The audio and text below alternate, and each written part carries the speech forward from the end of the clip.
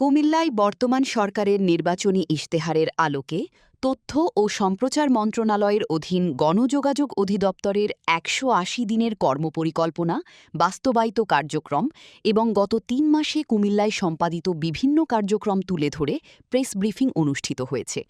আজ বুধবার সকালে কুমিল্লা সার্কিট হাউসে জেলা তথ্য অফিস কুমিল্লার আয়োজনে এ প্রেস ব্রিফিং অনুষ্ঠিত হয়।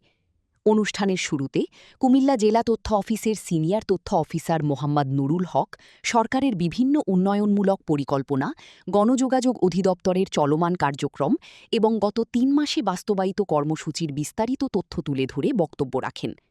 এ সময় প্রধান অতিথি হিসেবে উপস্থিত ছিলেন কুমিল্লার অতিরিক্ত জেলা প্রশাসক, শিক্ষা ও আইসিটি আলী রাজি মাহমুদ মিথুন। তিনি সরকারের উন্নয়ন কার্যক্রম সাধারণ মানুষের কাছে পৌঁছে দিতে গণমাধ্যমের গুরুত্বপূর্ণ ভূমিকার কথা তুলে ধরেন এবং তথ্যভিত্তিক সংবাদ প্রকাশে সাংবাদিকদের প্রতি আহ্বান জানান। প্রেস ব্রিফিংয়ে কুমিল্লায় কর্মরত বিভিন্ন প্রিন্ট, ইলেকট্রনিক ও অনলাইন গণমাধ্যমের সাংবাদিকরা অংশগ্রহণ করেন। কৃষক কার্ড বা স্মার্ট কার্ড বিতরণ শুরু করেছে। এই কৃষক কার্ডের আওতায় 2,75,00,000 কৃষকের কাছে এই কার্ড পৌঁছে দেওয়ার পরিকল্পনা করছে সরকার।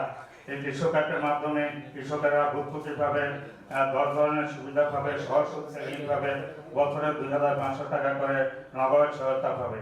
এই কার্ডগুলো সোনালী ব্যাংকের মাধ্যমে ডেবিট কার্ড হিসেবে কাজ করবে, যা ডিজিটাল কৃষি ব্যবস্থা গড়ে তুলতে সহায়তা করবে।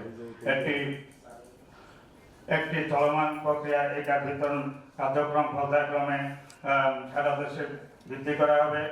আমাদের কুমিল্লা জেলায় গত 17 এপ্রিল এক অনুষ্ঠানের মাধ্যমে আমাদের মাননীয় কৃষিমন্ত্রী মহোদয় 1,458 জন প্রান্তিক কৃষকের মাধ্যমে এই কৃষি কার্ড বিতরণ করেছেন, তা আপনারা ইলেকট্রনিক্স মিডিয়ার মাধ্যমে প্রচার করেছেন।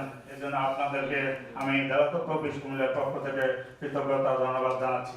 আমি দৃঢ়ভাবে বিশ্বাস করি আমরা এখানে যারা উপস্থিত রয়েছে আমরা সকলেই এই দেশের জন্য, এই কুমিল্লার মানুষের জন্য কাজ করছে। আপনার দেওয়া তথ্যগুলো, আপনার দেওয়া অনুসন্ধানী রিপোর্টগুলো আমাদেরকে পেছন থেকে তাড়া করে আরো যাতে একটু বেশি দৌড়াতে পারি জনগণের কাছে।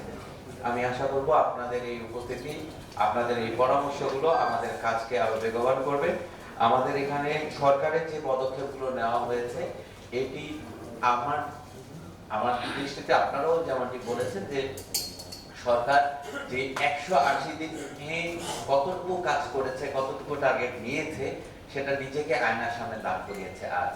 তো সরকারের এটি একটি চমৎকার উদ্যোগ বলে আমি বিশ্বাস করি।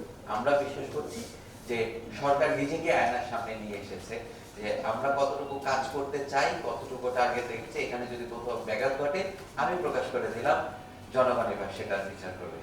আমি বিশ্বাস করি আপনাদের মাধ্যমে জনগণ এই সকল তথ্যগুলো আরো বেশি জানবে এবং যে দুর্ভোগের বিষয়গুলো রয়েছে সেগুলো আপনারা যদি আমাদেরকে আরো আপনারা রেগুলারই জানান, আরো জানতে পারলে এই ধরনের সভাগুলো যদি আরো বেশি হয় তাহলে জনগণ আরো বেশি উপকৃত হবে।